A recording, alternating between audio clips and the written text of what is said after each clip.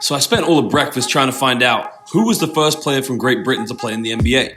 And my first thought was Joel Freeland, drafted by the Blazers first round, 30th pick in 2006. But Joel didn't play in the NBA that year. My next thought was Pops Mensah-Bonsu, who did play in the NBA that year for the Dallas Mavericks. But there was definitely players before Pops. Then I thought, well, what about Luol Deng, the greatest British player to ever play in the NBA? Drafted in 2004 by the Chicago Bulls, number 7 pick. All-rookie first team 2005, 2-time NBA All-Star. But what about Ben Gordon? Born in London, drafted by the Bulls in the same draft as Luol Deng, he also played for Great Britain. But he wasn't the first British guy to play in the NBA. I know Andy Betts was drafted by the Charlotte Hornets in the 1998 NBA draft, but Andy Betts didn't play in the NBA. But he was a great player in Europe for some top European clubs. But there was also the late, great Robert Archibald, who played for the Grizzlies, the Suns, the Magic, and the Toronto Raptors.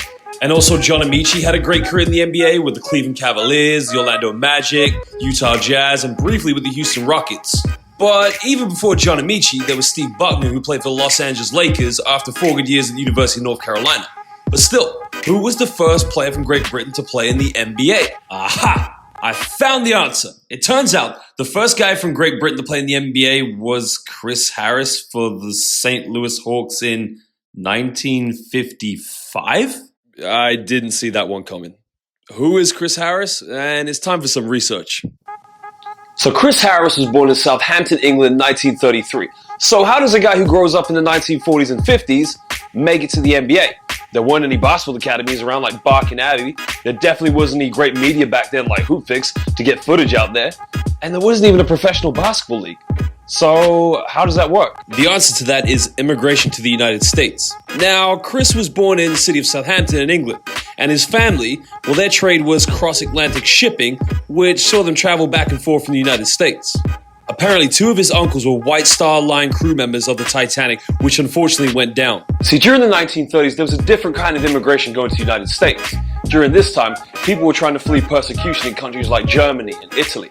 But Great Britain at that time had over 400,000 people trying to get to the United States. And if your family works in the shipping industry, it's more than likely there's going to be employment in places like New York City. And that was the case for Chris Harris. So the family decided to move to Long Island in New York City, and they still held on to their British traditions. See, a lot of the people that immigrated to the United States still held on to their traditions from wherever they came from in Europe. And in the case of the Europeans, football was a big sporting tradition. And Harris's family kept saying to him, go outside, play football. But that wasn't on Chris Harris's mind. You see, it was the younger generation that was so eager to adopt the so-called American dream. And there were sports like baseball, there was American football. But Chris Harris decided that he wanted to play a game that involved shooting a ball into a basket. So Chris Harris decides to pursue his dream as a basketball player. And he goes to Selwyn-Haka High School in Long Island, and then after his high school career, accepts a scholarship from the Dayton Flyers in Ohio. I mean, wow! Think about it. Go back to his childhood. His dad was saying to him, go on, Chris, get out there, throw a bit of footy. Throw it on the left, do it on the right. One day you play for England in the World Cup. But he obviously turned around to his father and said, no, Dad, I'm living the American dream. I'm going to play basketball, and one day I'm going to be a pro in the NBA. And it kind of happened. When he arrived at the University of Dayton, he became teammates and very good friends with Jim Paxson Sr. Now, if you're unsure of who Jim Paxson Sr. is, well, he's the father of 2 future NBA players and general managers, Jim Paxson Jr., and more notably, 3-time NBA champion with the Chicago Bulls, John Paxson, who here you can see is hitting the winning shot in Game 6 in the 1993 NBA Finals against the Phoenix Suns. Now, when he started his college basketball career at the University of Dayton, there was a little bit of a political situation going with the United States and in Korea. The Korean War. Now, the thing is, that allowed the freshmen at the university to play on the varsity college team. So, he got to play for the Flyers a lot in his freshman year, and they made it all the way to the final of the NIT National Invitational Tournament, which today would probably be the equivalent of March Madness, sorry. So he had a pretty good college career. He also would then go on to make the final again in his senior year. And at that time, Dayton became one of the top university college basketball teams in the United States. He achieved quite a lot in his time at the University of Dayton, and he gained a national reputation for being an excellent passer. One time, set a record for 13 assists at Madison Square Garden. After graduating from university, he would sign with an NBA team called the St. Louis Hawks. I think you know who they are today, basically, yeah.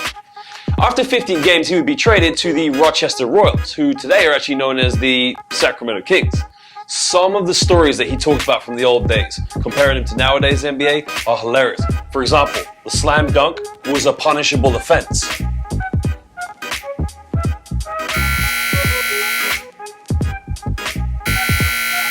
Now, looking back at the amount of teams they had in the NBA then, you would have thought probably wasn't a lot of games, but you're wrong. They played a lot more games than you think. For example, if they had to travel to a place like Minnesota to play the Minneapolis Lakers, they'd have to stop off in at least 5 towns to play some games on the way. Why? Well, they had to earn money to pay the players. Exactly. Can you imagine today Frank Vogel saying to LeBron James, "Hey LeBron, by the way, we're going to Phoenix. So on the way to Arizona, we're going to have to stop off in these places, play some exhibition games so that we can pay your salary." Yeah, LeBron would have no problem. "Coach, I can handle load management." Now, his NBA career wasn't too long. He played a total of 41 games with 2 teams and averaged 2.5 points per game. But a few years later, he would play in a game with the alumni from the University of Dayton against the Hawks and played so well that the then coach wanted to re-sign him, but having just started a business and a family he needed to support, he did turn it down. And unfortunately, the team would go on to win quite a few championships. But as he says in an interview in an article on Britball, that's just the way life goes. But his basketball career wasn't done there. See, later on in life, between 1965 and 1981, he became one of the region's best-known basketball commentators, providing play-by-play for the University of Dayton basketball games. He did this for WHIO Radio and CBS, and later on even served as the sports director of the station. In 1997, he finally made a return to the United Kingdom, where he got to visit the town he was born in and see his uncle just before his uncle passed away. For me, this is amazing because I grew up in a basketball family, and I never knew till this day who was the first person from the United Kingdom to play in the NBA, and that's the first person, Chris Harris. Amazing.